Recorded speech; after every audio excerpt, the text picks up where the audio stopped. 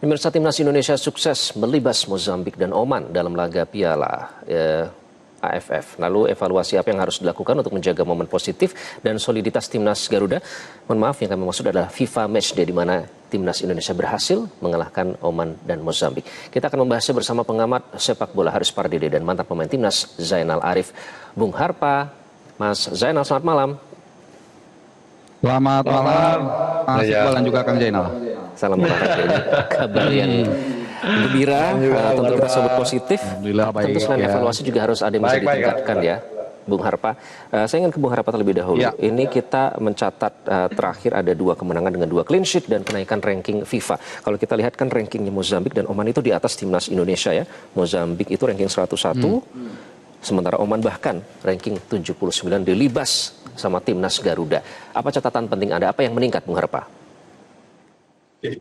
Ya, pertama ini catatan yang sangat positif di bawah pelatih baru tim nasional Indonesia John Hartman ya. Jadi pelan-pelan hasil positif dan kepercayaan diri tim nasional kita dan juga mudah-mudahan fans itu meningkat.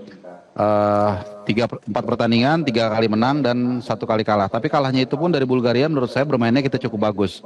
Malah tadi kita sempat saat offer saya ngobrol dengan Kang Zainal, saya bilang menurut saya kan buat saya ya permainan terbaik kita malah lawan Bulgaria gitu walaupun kalah. Tapi it's okay, nggak apa-apa. Ini baru anak tangga pertama, semua sudah berjalan dengan baik. Kemudian Jordan bukan hanya soal hasil tapi juga soal beberapa percobaan atau uji coba komposisi pemain, kemudian posisi pemain, lalu strategi taktik itu sudah dilakukan. Tentu ini nanti akan kita lihat di FIFA Matchday berikutnya. Di FIFA Asian Cup itu pasti akan lebih makin mengkerucut. Kira-kira preferensi mana yang nanti akan diusung oleh John Hartman. Jadi kita dapat uji cobanya, kita juga senang hasilnya positif, tapi tentu seperti yang dikatakan John Hartman, yang terpenting adalah bagaimana nanti kita bisa menang di pertandingan kompetitif. Di AFF nanti akhir Juli akan bergulir. Itu klaster pemain yang bermain di Super League dan juga di ASEAN, termasuk Sandy Walsh kalau dipanggil, dan saya rasa akan dipanggil, itu akan bermain. Dan untuk nanti checkpoint berikutnya Piala Asia bulan Januari Februari. Jadi saya sudah dalam beberapa kesempatan menggaungkan untuk paling tidak di salah satu FIFA Matchday nanti, kalau nggak salah November ada, untuk kita bermain away dan melawan tim yang lebih force lagi. Karena jujur dalam 4 pertandingan ini saya tidak melihat ada lawan yang benar-benar menguji secara intens lini pertahanan kita. Tapi it's okay, ya itu hanya masukan, hanya tambahan, dan John Hartman pun sempat mengapungkan usul atau permintaan agar bermain away. Tapi overall well done, kita senang dengan hasilnya dan kita sudah on the track. Mudah-mudahan semua semakin baik, lancar, dan kita bisa meraih hasil yang positif di AFF dan Piala Asia. Oke, itu harapannya, apalagi sudah ada beberapa poin evaluasi baik yang diungkapkan oleh Coach John Hartman dan juga bahkan oleh pemain itu sendiri. Nah, Mas Zainal, saya ingin tahu dari POV pemain timnas ya. Tadi kita dengarkan statement dari Ole Romeni, bintang dalam beberapa laga kali ini. Ada kata-kata seperti enjoy, joy and fun. Artinya memang bermain dengan cara bersenang-senang dan akhirnya merasakan ini loh kenapa kok kami bermain sepak bola. Nah, menurut Anda apa makna dari pernyataan ini? Apakah akhirnya memang faktor psikologis dan mental itu sangat berpengaruh terhadap kemenangan yang dilakukan oleh timnas Indonesia, Mas Zainal? Ya, sebelum membahas itu saya ingin meralat dulu ya bahwa saya bukan pemain timnas tapi sekarang udah jadi mantan ya Bung Harpa. Jadi Mas Reza, jadi kalau apa yang tadi disampaikan oleh sendiri, bagaimana dia mengatakan bahwa ini enjoy di pertandingan kemarin, ya memang terlihat sekali enjoy, karena dari awal kita pernah membahas ini, bahkan kita juga sering diskusi sama Bung Harpa juga. Chemistry yang sedang dibangun John Hartman itu, para pemain secara per individu kemampuannya sudah di atas rata-rata. Yang terpenting para pemain ini bagaimana mereka bisa menyatukan, mereka bisa padu, bondingnya bisa dapat, dan tidak terlihat sedikit pun tekanan yang saya pikir itu menjadi masalah buat tim nasional kita. Kemarin influence banget bermainnya, bagaimana mereka bermain short pass combination yang cukup baik sih, dalam beberapa momentum itu terjadi ya. Bahkan beberapa kali juga dari posisi sayap ini para pemain kita begitu agresif Bahkan para pemain dari Mozambik agak sedikit kesulitan.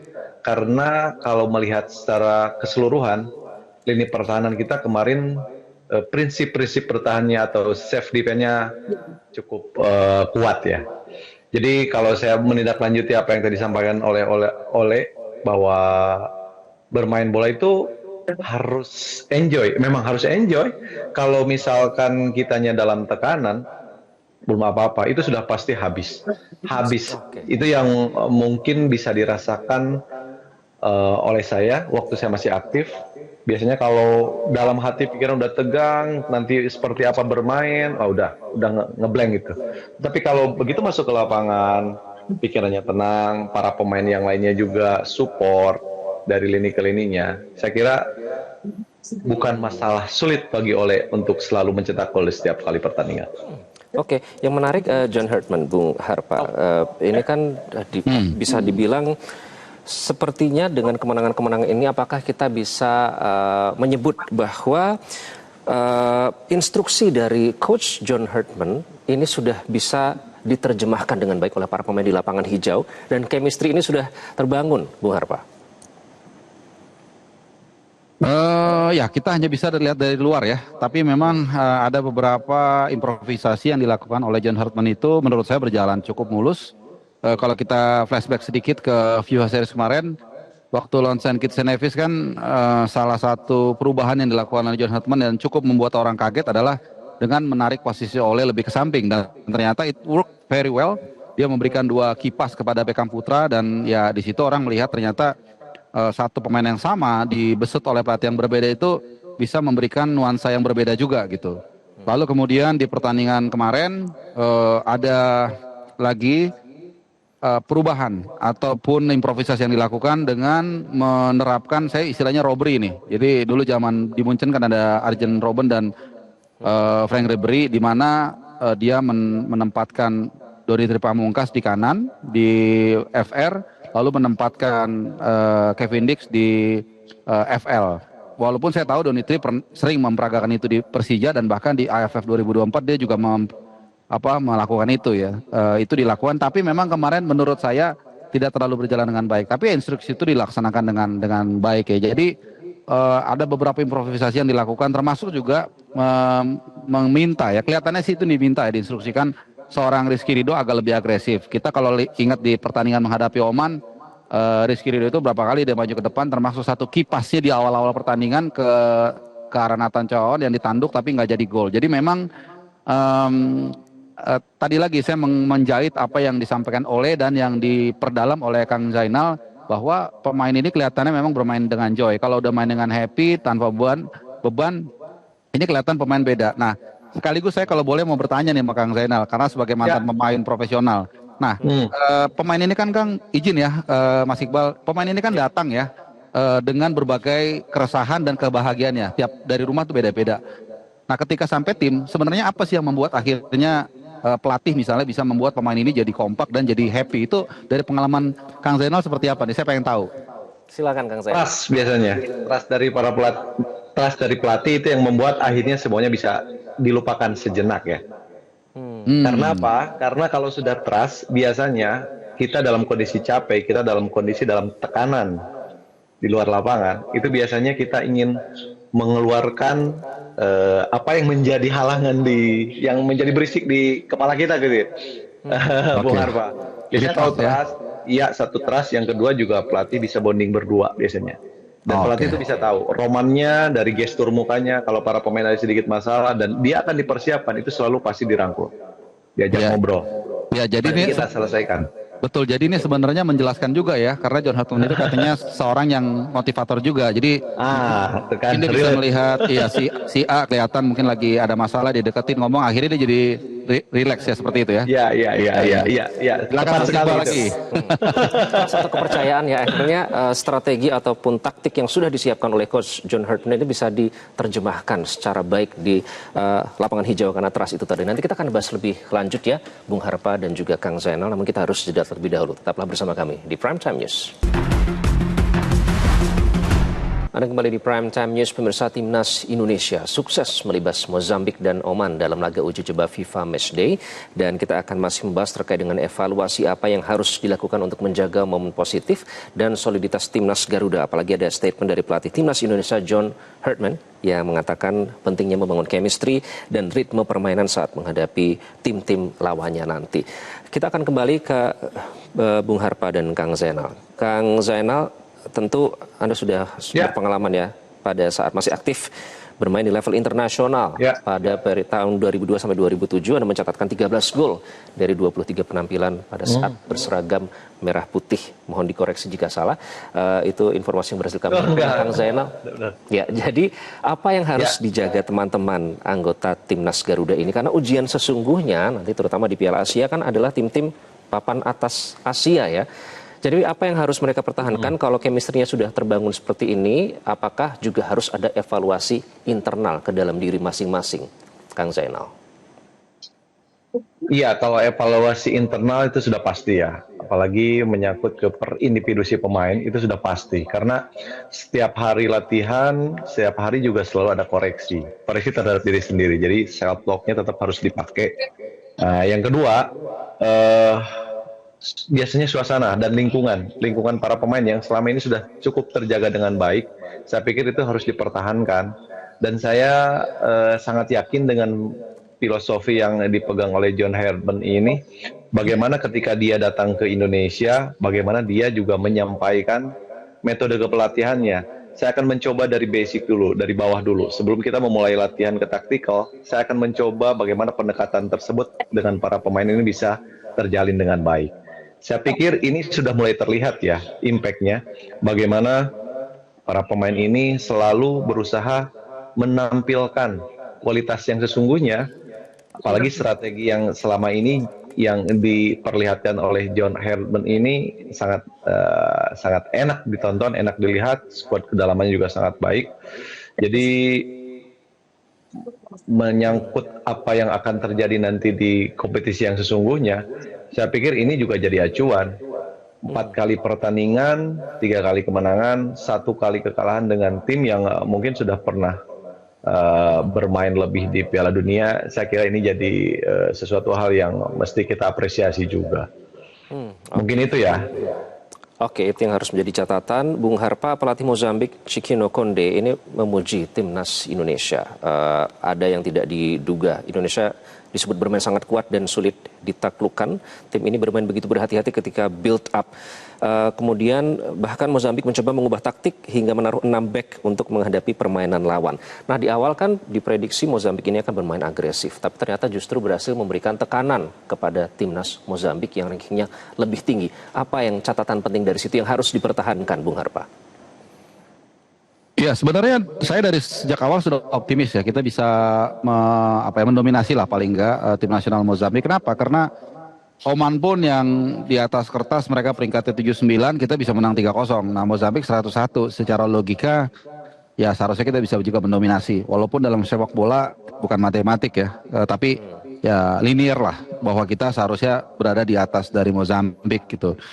Soal peringkat ini kan memang sebenarnya peringkat ini juga memang menunjukkan posisi dari setiap tim. Tapi memang kalau kita lihat Indonesia ini anomali karena dalam 2 tahun terakhir ini para pemain kita kan yang datang atau yang masuk ke timnas dari naturalisasi kan luar biasa kualitasnya.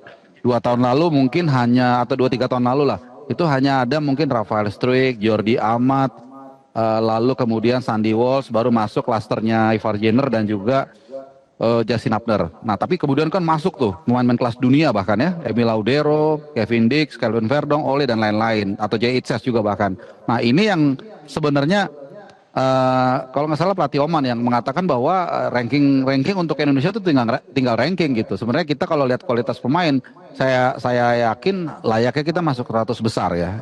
Dan itu yang dikatakan John Herdman juga bahwa dia memang kelihatan sengaja mempush setiap pertandingan dalam 4 laga di bawah dia ini untuk meraih kemenangan, untuk mendapatkan momentum, untuk mendapatkan juga validasi kepercayaan diri dari semua pihak, termasuk dari pemain, dari pelatih, dari PSSI dan lain-lain. Jadi saya pikir pondasi yang dibangun oleh John Herdman ini sudah cukup bagus, tinggal jangan sampai terputus, jangan sampai kita terlalu euforia kita tetap harus kritisi dengan baik supaya tim nasional kita terlena sampai nanti kalau kita benar-benar sudah mencapai tujuan, kita juara misalnya AFF atau Piala Asia, baru kita boleh sedikit tone down atau mungkin bukan tone down ya, tapi agak sedikit lebih euforia nggak masalah. Tapi sekarang kita sudah on the track, we are really happy, tapi jangan terlena ya, jangan terlena. Kita harus terus pahami setiap detail yang mungkin bisa kita kembangkan sampai nanti kita benar-benar di medan perang. Oke, jangan terlena dan tetap tidak cepat puas gitu ya. Setidaknya itu kita dapatkan pernyataan langsung dari pemain bintang yang berhasil melesatkan gol ke gawang lawan, bahkan sadar betul bahwa evaluasi itu harus tetap dilakukan sebagus apa permainannya dan semenyenangkan apapun permainannya. Kang Zainal, nah jika sudah seperti itu tentu kita bisa membandingkan ya, dulu era Kang Zainal tentu jauh berbeda dengan era sekarang. Tadi disebutkan banyak pemain naturalisasi yang tentu kualitasnya sudah bagus dan bermain di antara laga dunia.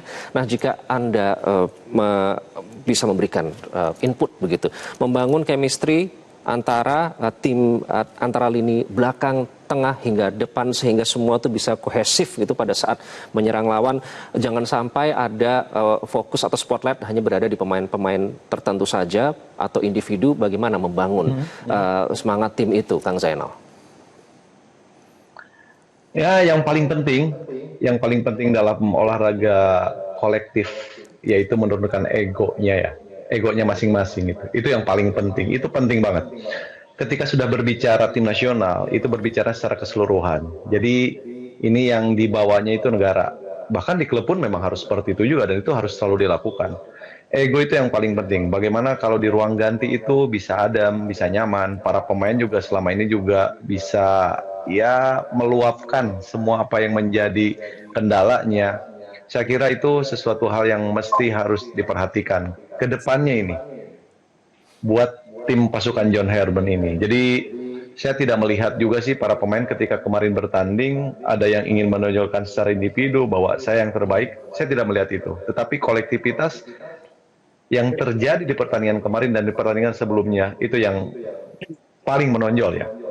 Bagaimana yang tadi juga dibahas sama Bung Harpa, bagaimana dia melakukan 2 assist di pertandingan sebelumnya kayak oleh Romeni terhadap Beckham Putra, dan kemarin juga dia melakukan soloran hingga terjadi gol, dan terakhir kemarin golnya juga hampir soloran lagi kan, dia bisa melewati kiper. Itu salah satu yang sudah dibangun di luar lapangan, yaitu menurunkan ego.